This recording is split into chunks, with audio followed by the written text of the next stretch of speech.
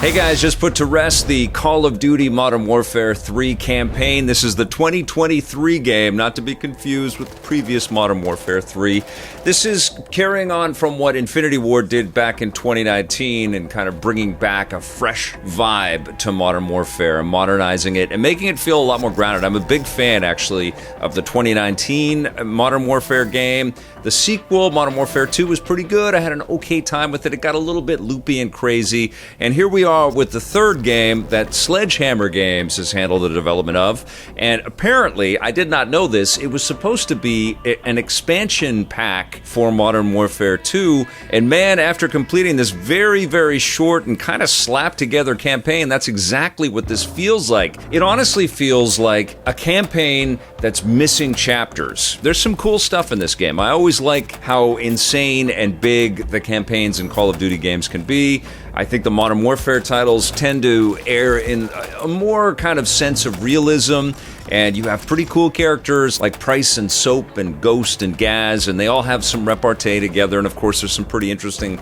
ancillary characters. We were introduced to Farah Kareem in Modern Warfare 1, and she's had some interesting stuff to do across this series, and she's back in this game as well. And I like the fact that in the Modern Warfare games you can kind of jump into the headspace of each of these different characters, although they all kind of handle the same, and you are just thrust into action, and you get into some pretty crazy action in this game. My favorite mission in the campaign takes place on this dam, which evokes some really great nostalgic feelings of playing through GoldenEye, where you have to race to each of these different bombs that are scattered in the dam area and disarm them before the enemies take you out, and then you have to exfiltrate and get away cleanly. Of course, there's an overshadow of all kinds of subterfuge and backstabbing and characters that don't get along with each other that's apropos for this kind of more clandestine, stealthy feeling Call of Duty experience. They've all been a little bit sneaky, and you try to kind of not be seen until everything blows up and you go hot and guns blazing all over the damn place. But there are definitely some interesting environments that you have to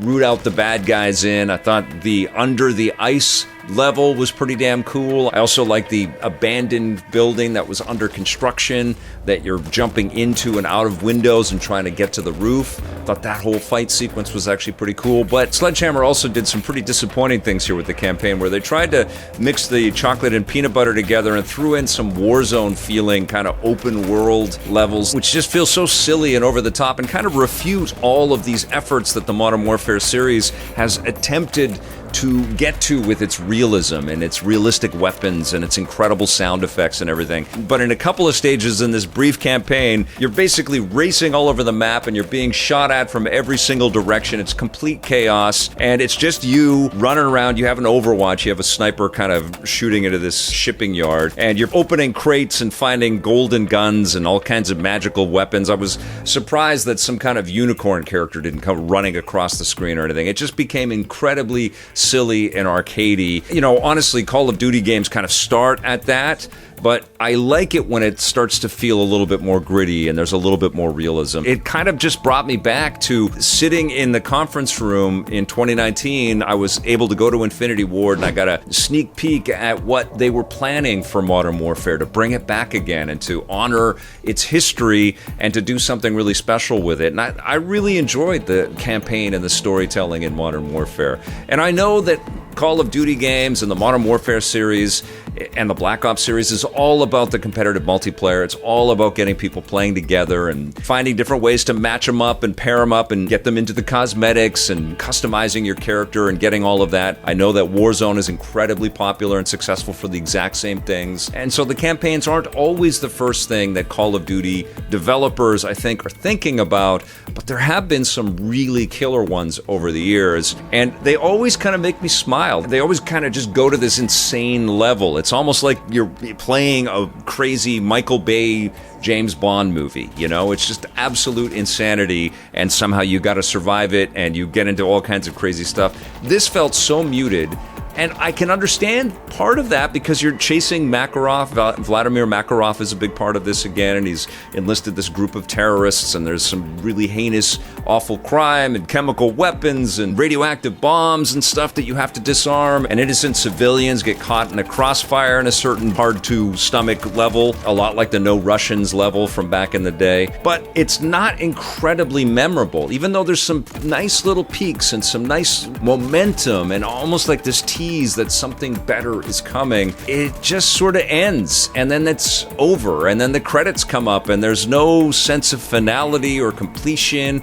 or real satisfaction. I think this is probably the most disappointing campaign that I've ever played in the Call of Duty franchise. Even though it was fun and on the sticks and on the thumbs, it felt good and the mechanics are sound, where you get lots of cool technology and interesting toys, drones, and little sensor bombs that will pulse out where all the enemies are. You've got this ascender capability so you can zip right up ropes in certain places, which was always fun to do. And of course, you've also got a gunner mission where you're in a plane and you're taking care of all kinds of terrorist bad guys, which is a little bit like inverse Missile Command, which is kind of fun. There's fun in this game, it's just over so quickly, and some of the levels that they put into this thing to kind of squeeze a little bit of that Warzone kind of vibe into this experience just felt out of place, and then it's over, and so you just feel completely deflated. It's like, okay, I played that, but the main kind of sensation that you feel after beating Modern Warfare 3's campaign is just utter deflation. It's like, oh, okay, So we'll see how the multiplayer makes up for the sort of tepid quality of this campaign, but not a big fan of this at all. I mean, there's some fun in it, but this is really weak stuff for Call of Duty. I'm going to give it a 5 out of 10.